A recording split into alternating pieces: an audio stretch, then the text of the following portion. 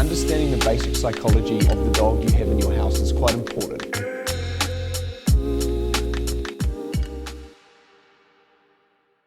Some top tips for recall training. 1, make sure you have a good amount of control of the dog on the leash first. Okay, so you want the dog to understand leash tension. So if I put a bit of leash tension on, the dog should understand to refocus on me. That's going to make it a lot easier.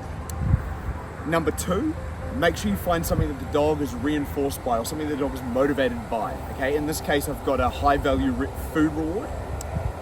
Number 3, if you have a basic communication system set up around how the dog can access reinforcement, it is also a lot easier. So I'm going to put all this together and we're going to show you how I would build this into an off-leash dog. Bo! So I'm going to let Bo get distracted. Bo, come. Yes! I mark the moment the dog comes towards me.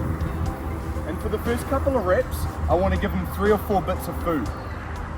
Keep in mind, this is a dog that came in very fearful of me. So you can see sometimes his body posture shrinks a little bit when I bend towards him. We're working on that. So we're at the kind of end phases of him building trust with me. 3. There are points where he becomes a little bit nervous of me, so I need to be aware of that. 3.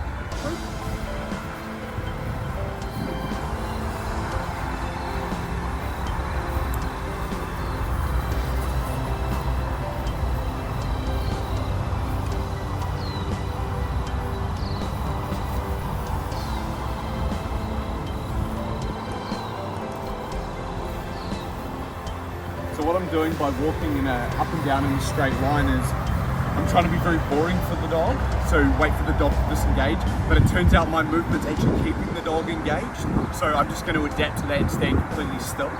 This dog seems to be very movement orientated, border collie kind of makes sense. This kind of circling and barking he's doing towards me could be an element of that herding instinct kicking in. He doesn't really know what to do with that.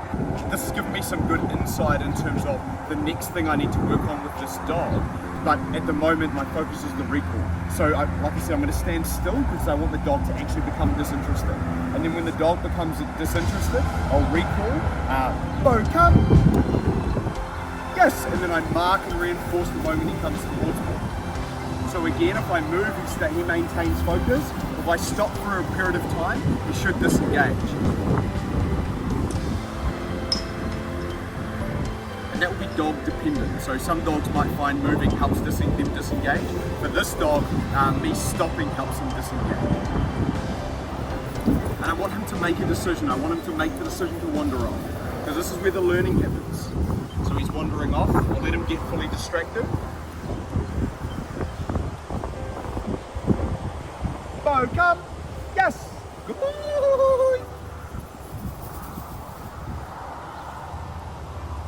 3.